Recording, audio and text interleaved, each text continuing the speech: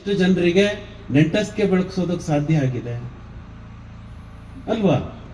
ಇದು ಒಂದು ಏನಂತೀರಿ, ಜ್ಞಾನವಂತರ ಕೂಟ ಅನ್ಕೊಳ್ಳಿ. ಈ ಬಾನುಲಿ ಕೃಷಿ ಬೆಳಗು ಕಾರ್ಯಕ್ರಮಕ್ಕೆ ಇಷ್ಟೊಂದು ಜನ ಪ್ರೀತಿಯಿಂದ ಬರೋದಕ್ಕೆ ಕಾರಣವೇ ಅದು. ಯಾಕೆಂದ್ರೆ ಪರಸ್ಪರ ಒಬ್ಬರ ಮೇಲೆ ಒಬ್ಬರಿಗೆ ಇರುವಂತಹ ಅನುಬಂಧ ಮತ್ತೆ ಪ್ರೀತಿ.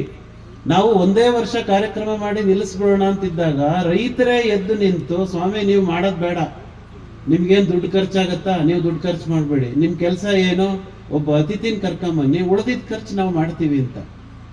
ಇವತ್ತು ಈ ಕಾರ್ಯಕ್ರಮನ ಇಷ್ಟು ಅದ್ದೂರಿಯಾಗಿ ಕುಮಾರಸ್ವಾಮಿ ಅವರು ಗಂಗಾಧರಣ್ಣ ಸೇರ್ಕೊಂಡು ಮಾಡಿದ್ದಾರೆ ಅಂದ್ರೆ ನೀವು ಕೇಳ್ಬೋದು, ಆಕಾಶವಾಣಿಯವ್ರು ಎಷ್ಟು ಕೊಟ್ಟಿದ್ದೀರಾ ದುಡ್ಡು ಅಂತ.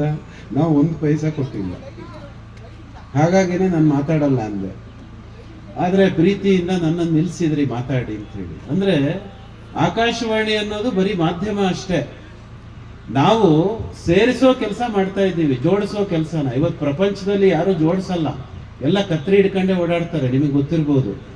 ಕತ್ತರಿಸೋದ್ರಲ್ಲೇ ಆಸಕ್ತಿ ಜಾಸ್ತಿ ಜನಕ್ಕೆ, ಕೂಡಿಸೋದ್ರಲ್ಲಿ ಇಲ್ಲ. ಹಾಗಾಗಿ ನಾವು ಹೊಲಿಯೋ ಕೆಲಸ ಮಾಡ್ತೀವಿ, ಸೇವಿಂಗ್ ಮಿಷಿನ್ ಇಟ್ಕೊಂಡಿದ್ದೀವಿ ಆಕಾಶವಾಣಿನಲ್ಲಿ.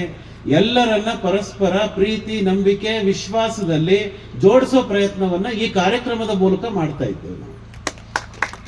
ಈ ರೈತರುಗಳು ಏನ್ ನೀವು ಬರ್ತಾ ಇದ್ದೀರಿ, ನಮ್ಮ ಆಶಯ ಇರೋದು ಪ್ರತಿನಿತ್ಯ ನೀವು ಆಕಾಶವಾಣಿ ಕಾರ್ಯಕ್ರಮಗಳನ್ನ ಕೇಳಬೇಕು, ಆಕಾಶವಾಣಿಯಲ್ಲಿ ಸಾಧನೆ ಮಾಡಿರುವಂತಹ ರೈತರನ್ನ ಪರಿಚಯ ಮಾಡ್ಕೋಬೇಕು, ಎಲ್ಲರೂ ಕೂಡ ಬಾನುಲಿ ಕೃಷಿ ಬೆಳಗು ಕಾರ್ಯಕ್ರಮದಲ್ಲಿ ಸೇರ್ಕೋಬೇಕು, ಪರಸ್ಪರ ಪ್ರೀತಿ ವಿಶ್ವಾಸದಿಂದ ಮಾತಾಡಬೇಕು, ಬಂಧುತ್ವ ಬೆಳೆಸ್ಕೋಬೇಕು.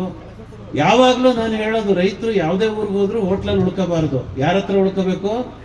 ಅವರ ನೆಂಟರು, ರೈತರ ಜಮೀನಲ್ಲಿ. ನೆಂಟರು ಅಂದ್ರೆ ನಿಮ್ ಭಾವ ನೆಂಟರಲ್ಲ. ಹೊಸದಾಗಿ ನೀವು ಬಾನುಲಿ ಕೃಷಿ ಬೆಳಗು ಕಾರ್ಯಕ್ರಮದ ಮೂಲಕ ಪರಿಚಯ ಮಾಡ್ಕೊಂಡಿರ್ತೀರ.